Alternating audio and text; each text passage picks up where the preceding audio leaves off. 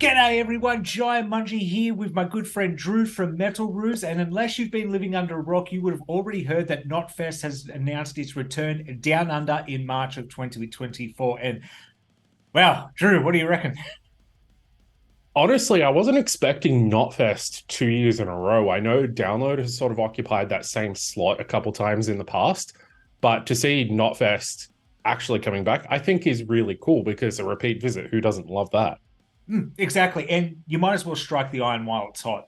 They sold Yeah, out every single date pretty quickly last year. So if you're watching this now and you're thinking, oh, I might hold off on getting the tickets, they make good Christmas presents. So I'd be looking at that. But lineup now, everyone's talking about lineup because the lineup last year was incredible and a bunch of bands I wouldn't have expected on the festival. Like, wasn't expecting Megadeth, wasn't expecting them on a Muff, definitely wasn't mm, expecting Bad Omens. So yeah.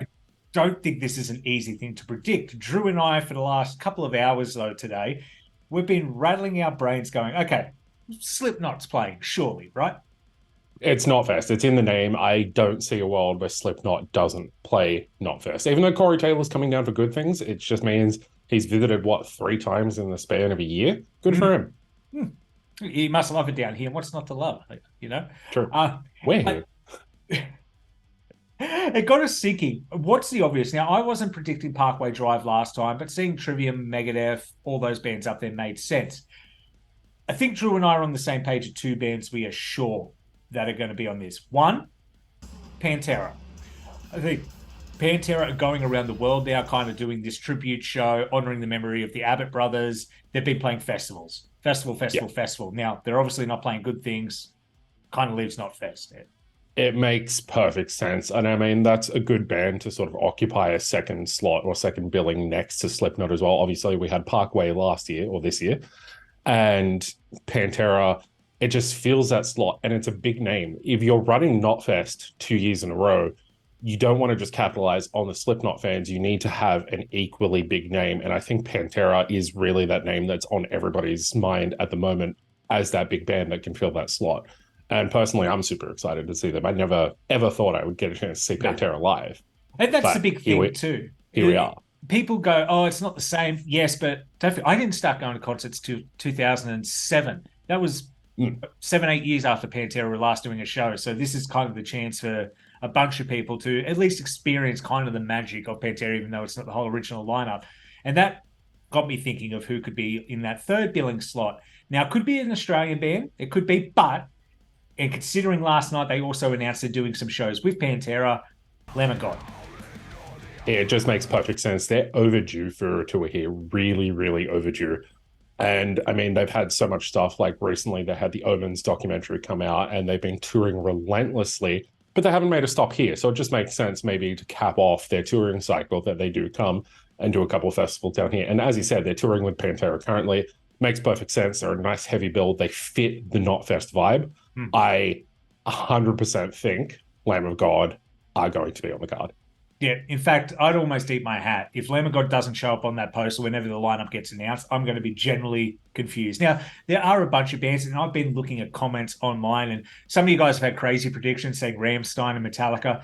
That's not happening at this festival. So we kind of sat down, we looked at some what you guys reckon they're going to play, some we think are going to play, and some we just kind of hope are going to play. So we're going to rattle some off right now. And what I want you guys to do is first hit that subscribe button because we're bloody awesome. But the second is comment down below which bands you think are going to be playing at Knotfest. Now, don't go crazy and put a list of 30. Only 14 bands played Knotfest last year, so limit it to 14 guesses. We might even run a competition, and whoever can get the most right, you might get some little goodies sent your way. So do comment down below there or comment on the Facebook post when we put it up as well. But Drew, I'm going to take it over to you. Who do you think is going to play this festival? So I think there's a split of who I think is going to play and who I want to play, but I do have one that's a bit of a crossover, and that is Bleed from Within. I think they're one of the really hot up and coming metalcore acts right now, and they haven't toured in Australia. They have done, I believe they did Knotfest in the US in 2022. So they're a band that has already played Knotfest. They haven't come down here. I think it's a case where a million other bands are already coming to Australia in 2024. Bleed from Within aren't one of them. Why not slot them into a festival slot? Get them in front of some new eyes, get them in front of some new fans. They're a really, really solid modern metalcore band that I think people will fall in love with.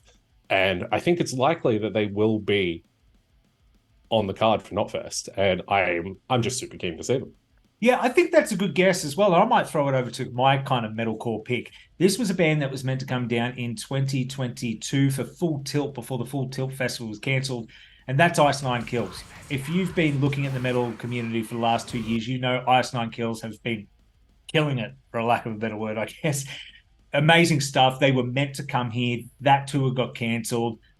They're due for it. They're at the end of the album cycle. I think they're just finishing up some dates within this moment. We could potentially play, not a pick of mine to play, but they could as well. I think Ice Nine Kills makes a lot of sense. I wouldn't be surprised if they're not coming down and they might just wait till the next album cycle, but it'd be criminal not to come down here for the Silver Scream. Like, that was just such an amazing Great album. Yeah. So I'm hoping they come down. They've done Knotfest in the past. I'm 50-50 on it, but I'm leaning towards the 51% that they will. Yeah, they're definitely one that I would really, really like to see. They just fit the vibe of Knotfest really well. And another band that I think, which is one of my picks, that fits the vibe of Knotfest really well is Lorna Shore. Yes. Possibly one of the heaviest bands on the planet right now. It is absurd that they haven't toured here yet. It just needs to happen. We need Will Ramos and his demonic, inhuman screams to grace our presence, and what better place to do it than Knotfest? I think it is just the perfect fit. From what I understand, they don't have any dates lined up already in early 2024, so it just makes sense. If it isn't happening, I really want it to. Yeah. So just please, gods, devils, demons, Satan, whoever, get Lorna Shore on Knotfest because I want to see them live. Yeah. Good things went and got slaughtered to prevail. So Knotfest, this is your chance to step up and bring Lorna Shore down here. We need that. We need that deathcore. We need the sounds I can't make out. I need to not understand the lyrics and just hear goblin noises on stage during the day. So Lorna Shore is 100% a band I can see playing. They are overdue to come here as well. And that's a big fingers crossed for me too. And speaking of fingers crossed, now I'm going to throw out a band that this is definitely wishful thinking. Orbit Culture. I am a massive fan of Orbit Culture. They've done some Knotfest in the past, relatively up-and-coming band. Their album this year, Descent, was absolutely fantastic. They're due down here. Being from Sweden, you don't always get the opportunity. But one thing I did notice, we just got announced Machine Head and Fear Factory touring here. Now, when Machine Head and Fear Factory are touring in the US, Orbit Culture's on all those dates. So it made me think maybe Orbit Culture are holding off playing the shows with those guys down here because they've already got the Knotfest booking. And that could open them up to bigger audience. And that is I'm crossing every finger, crossing that. Like, I am doing everything I can because I need to see Orbit You have Culture. to cross it this way. This is the proper way to cross when you're into metal. Yeah, there we go. It's weird, but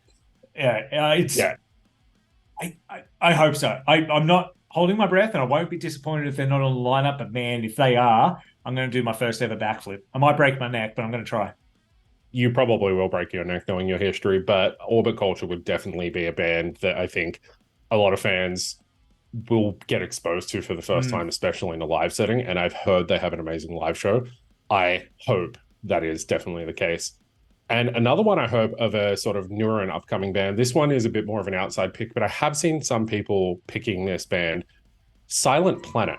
They just released an album called Super Bloom, which is, it honestly might be the best album of the year. Sleep Tokens, Take Me Back to Eden, I think edges it out just slightly, but other than that, I think it is my second favorite album of the year. It mixes genres and does so many different things. And with Slipknot and Knotfest, you have this kind of industrial vibe to it, and these guys kind of take it in that cyberpunk industrial way. Yeah. And super heavy, super melodic, super new and fresh.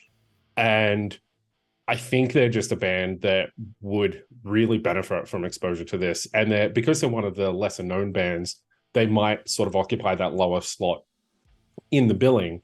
And so far, I think we've got a pretty stacked lineup. So maybe getting one of those sort of smaller bands that you can then expose to the world, like you did with a Bad Omens, for example, or even a Malevolence, is a fantastic thing. So I would really love to see Silent Planet live because they're just another super heavy band. Some of their music sounds like Doom.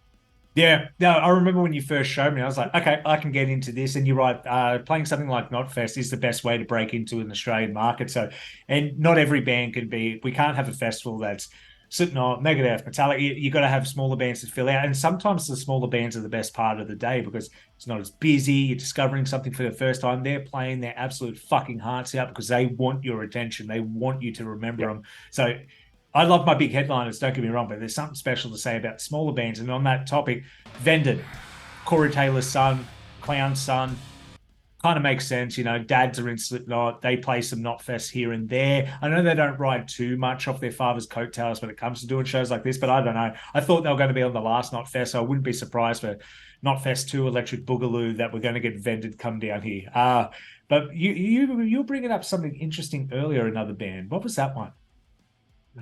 Another band that I really think, and I was kind of torn between two, but I figured in the sort of more proggy slot, you always have that. Like you had a North Lane last year, kind of Mm, occupied that almost proggy aspect. I was thinking Carnival originally, but then I'm actually thinking more somebody like Architects might be coming out. They're sort of, they fill that nice sort of proggy, genty kind of slot. yeah. And they haven't been down for quite some time. I don't know if they've released, I know they had an album, I believe it was last year, but they're kind of due to actually come down. So I could really see Architects filling that slot. And I mean, people love Architects. Like Yeah. when you have those sort of genty proggy metal fans, they really, really love it. Like I froth over Carnival.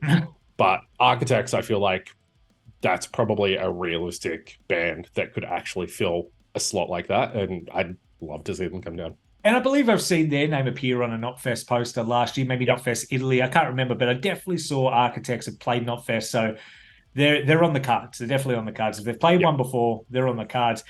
Though you did mention Carnival and Australian bands, so we better at least slot one Australian band here. I know we'll get some up and comers that I probably haven't heard of until they get announced, and then I'll fall in love with them because it Yep. just seems to be the way. I'm predicting Thy Art is Murder. Now, Thy Art is Murder have had a pretty heavy couple of months. New singer, the whole thing with the album. We won't get into that right now, but Thy Art, huge Australian band, makes Yep. sense with the new album out. And they kind of need to get back out there and kind of, they're almost reinventing themselves. New vocalists, new album out. They need to get the exposure because there are going to be people that are going to be like, oh, because it's a new vocalist, I'm not going to listen. But they might catch a lot of And years of old fans. And because of the controversy as well, you kind of want to make a statement and come out with what better than a massive performance in Knotfest to say, cool, we've changed vocalists, we've got through this controversy, but we're still here and we're still super fucking heavy. Yeah. And I think Knotfest, again, perfect platform to do something like that. It's, I think it makes perfect sense. You do really need that Aussie representation on here. And I think we had like five or something Australian bands last time, and I think we've Yeah. only got two on our list. A band that I do see coming out because I believe they played good things was the Amity Affliction. Mm. I know they're doing like a regional tour, like they're playing Penrith Panthers in a lot of different like Yeah. random little spots, and North Lane did that last time as well. So maybe the Amity Affliction do come back. I know they're always ones that if you get those people that were into metal in their teens but kind of fell off, when they hear Amity, they're like, cool, I'm going to see Amity. So Yeah. it'll bring sort of that cycle because I know a lot of people that are like that. It'll bring that sort of cohort of fans into it and get them possibly exposed to new stuff. So you're sort of covering all your bases. So I could really see the Amity Affliction coming through and playing Knotfest. Yeah, and speaking of different bands too, because even though they're metal, that's the different thing about metal is there's so many different subgenres. Mm. There's something for everyone. And this might be one that's not for everyone, but they're kind of blowing up huge in America over the last few years. Chris, the lead singer, is adored by a lot of people, and that's Motionless in White. I know a lot of people already that I've talked to at work, friends, family. They'd be like, I would Yeah. love to see Motionless in White live. And they're a band. I was like, you know what? They would fit the bill. They're different enough to make it interesting. Because last year, if you're not Australian and you're watching this, we had Slipknot, Parkway Drive, Trivium, Amon Megadeth, Bad Omens, Spirit Box, Malevolence. I know I'm forgetting some, but that's just how verse the styles of metal are. Like Story of the Year, the punk pop band played as well. Like Yeah. they kept it interesting. You never felt like you were watching the same band back to back to back to back. Everything felt different, which was great. In Flames, another one, almost forgot. Yeah. Just so we are not going to get a lineup of this is all one genre. It's all different genres. Now, this is probably a reason I haven't, and they could play, like Korn could play, Yep. Deftones could play. I don't think so. I'm ruling them out. Ministry could play. They're probably a bit more likely. But Drew, you brought up something earlier, and I thought that would definitely be interesting and diverse. So there's a band out there and a man that a lot of people either really, really love or really, really hate. He seems to always get into some kind of controversy, and I don't know if he has heat with anybody in Slipknot or anybody that would run Knotfest or anything like that. But that is Falling in Reverse. They are blowing up huge. Kind of blew up the internet a little bit when they dropped. Can't remember the name of the track. It's Watch the World Burn. Watch the World Burn. Again, fantastic track, fantastic video. It's really a diss track when you think about it. Yeah. It is, and I think you're right. Like, they're one of those bands where if you saw them on there, you're going to get a lot of people. Like, don't get me wrong, they're huge, blow up on TikTok. You're going to get a younger audience, or at least that kind of young adult, like 18 to 22, 23. And there's nothing wrong with that. If you're not a fan of Falling in Reverse, you're like, I'd hate if they came. But imagine if Pantera and Slipknot and all that come, you're covered. They're not for you, but they're going to bring people in and show them to a lot of new music. And that's an important thing of these festivals as well, is, introducing new people to new bands. 100%. I personally would like to see it because I've seen some clips on YouTube. They seem to sound fantastic live. I don't know if that's done in post or anything. I don't know. It seems pretty good. Can't lie. I definitely would check it out. It's just one of those bands that are blowing up. You got to go, all right, let's jump on the hype train. Let's see what this is about. And I think it's a 50-50. It's an up in the air, but I thought they were going to come down for whatever was going to be here in March if it wasn't Knotfest. So exactly. I think it's a perfect slot. And from checking tour dates and stuff like that, they don't have anything. Their popularity is at an all-time high. Why not capitalize on them? And again, Knotfest is running second year in a row. You need things that are going to draw fans back, especially with such a strong Good Things lineup as well. And so many shows aside from that, like all the non-festival shows, you've got everybody. It seems like every man and their dog is actually coming to play Australia at the moment. So you need to go, cool, everybody else is going to all these different shows. I want to give you a lineup that is going to make you come. And love them or hate them,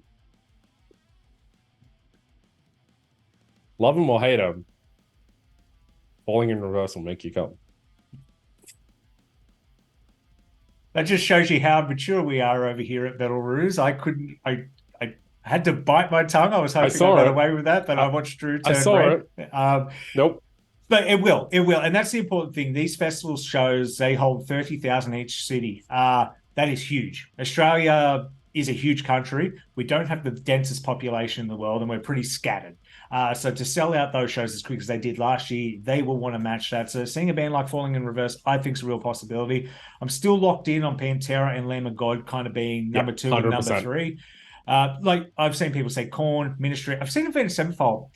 I think Avenged might come down for their own thing later in the year, or maybe Good Things next year. I think they will come down eventually, and they will be in a big slot. I just don't think they're going to be down here for Knotfest. Could be wrong, though. But I think if this was download, maybe it would have been Avenged. But obviously, you've got Slipknot coming back into that slot. So it kind of knocks them off. And that 1-2 punch of Pantera, Lamb of God, I think is so strong that makes me think Avenged will get pushed possibly to Good Things 2024, or they might come down for their own thing. Who knows? Exactly. And like I said, I'm going to eat my hat if like Lamb of God aren't announced with this thing. We could be way off with this prediction list. There might be people watching this right now going, you two are idiots. This is my list, and I reckon this is going to happen. I've seen people say Gojira as well. There's a lot of possibilities of bands that could come down. I'm pretty certain, at least out of my guesses, 4 are coming. And one of those guesses was Slipknot. I'm counting that. But I want you to leave your guesses in the comments below, because like I said, if someone gets enough right, we might send some goodies your way. And who doesn't love free stuff? Exactly. Any chance you can get it free stuff. And I just want to see who other people want to come as well. So even aside from your predictions, who are bands you really want to see? Because you never know, they might announce another tour, or they might be coming to Knotfest. Who knows? But we better leave it there for that. So you get in the comments, you let it know, you share this video, you get your friends to know. We'll see what people get. like I said, you get enough right, we'll send you some free stuff. But that's all for me today. Drew, do you want to say goodbye to the lovely people?